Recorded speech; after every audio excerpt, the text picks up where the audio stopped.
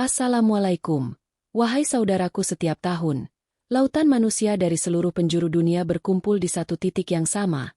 Sebuah bangunan hitam sederhana di tengah padang pasir Makkah, Ka'bah. Mereka datang bukan untuk sekadar ritual. Mereka datang untuk memenuhi sebuah panggilan ilahi. Panggilan yang telah bergema sejak ribuan tahun yang lalu. Namun, bagaimana sebenarnya sejarah perintah haji bermula? Apa kisah panjang di balik ibadah terbesar dalam Islam ini? Mari kita telusuri jejaknya. Jauh ke masa sebelum Islam lahir.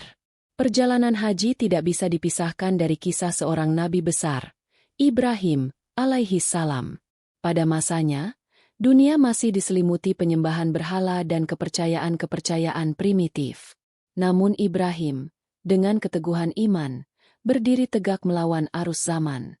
Atas perintah Allah, Ibrahim meninggalkan istrinya, Hajar, dan putranya yang masih bayi, Ismail, di sebuah lembah tandus yang kelak bernama Makkah.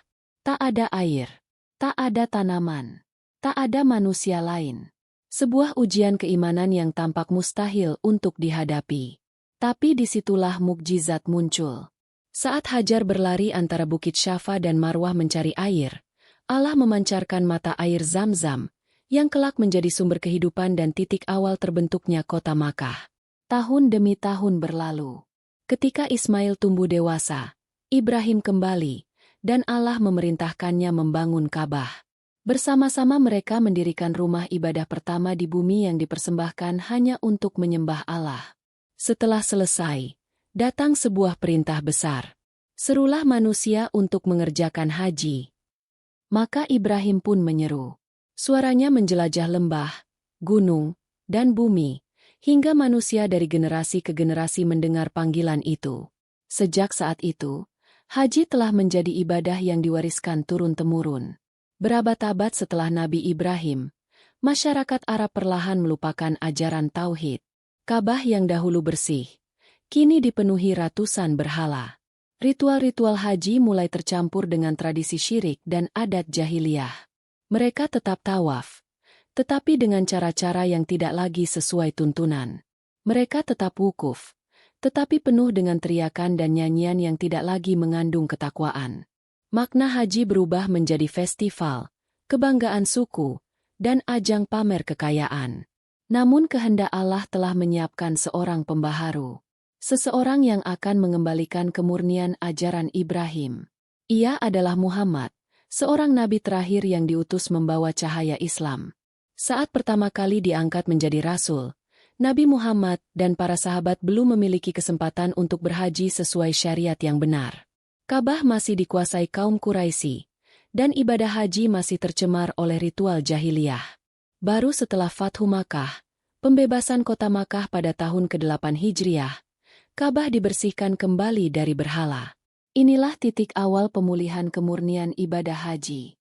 Pada tahun ke-9 Hijriah, turunlah ayat yang mewajibkan haji bagi umat Islam yang mampu. Tahun itu, Nabi tidak ikut berhaji dan mengutus Abu Bakar As-Siddiq menjadi amir jamaah. Namun puncak sejarah haji terjadi setahun kemudian. Tahun 10 Hijriah. Inilah satu-satunya haji yang dilakukan Rasulullah sepanjang hidupnya, dikenal sebagai Haji Wada, haji perpisahan. Lebih dari 100.000 sahabat mengikuti beliau. Dalam perjalanan ini, Rasulullah mencontohkan secara langsung tata cara haji yang benar. Dari niat, ihram, wukuf di Arafah, melempar jumrah, hingga tahallul. Pada tanggal 9 Zulhijjah, di Padang Arafah, beliau menyampaikan sebuah khutbah yang mengguncang hati para sahabat. Khutbah yang dianggap sebagai deklarasi kemanusiaan terbesar dalam sejarah. Beliau menegaskan bahwa seluruh manusia itu sama. Tidak ada keutamaan Arab atas non-Arab, atau kulit putih atas kulit hitam, kecuali dengan ketakwaan. Beliau menegaskan haramnya darah, harta, dan kehormatan manusia. Dan beliau menutup khutbahnya dengan pesan yang amat penting. Aku tinggalkan untuk kalian dua perkara. Jika kalian berpegang teguh pada keduanya, kalian tidak akan tersesat selamanya, Al-Quran dan Sunnahku. Tak lama setelah haji ini, Rasulullah jatuh sakit, dan tidak lama kemudian wafat. Haji Wada pun menjadi simbol perpisahan sekaligus penyempurnaan syariat. Setelah wafatnya Rasulullah, ibadah haji terus dijalankan oleh umat Islam. Pada masa Khulafaur Rasyidin, jalan menuju Makkah dijaga dan diperbaiki. Dinasti-dinasti Islam kemudian membangun penginapan, pos air, jalur kafilah, hingga tempat perlindungan bagi jamaah yang kelelahan. Pada masa Abbasiyah, rute-rute haji mulai tertata. Darb Zubaidah dari Irak, jalur Syam, jalur Mesir, dan jalur Yaman. Ribuan manusia menempuh perjalanan berminggu-minggu hingga berbulan-bulan hanya untuk melaksanakan satu ibadah ini. Banyak yang wafat di perjalanan, banyak pula yang jatuh sakit. Namun tak satu pun itu memadamkan semangat haji. Masuk ke era modern, perkembangan teknologi mengubah segalanya.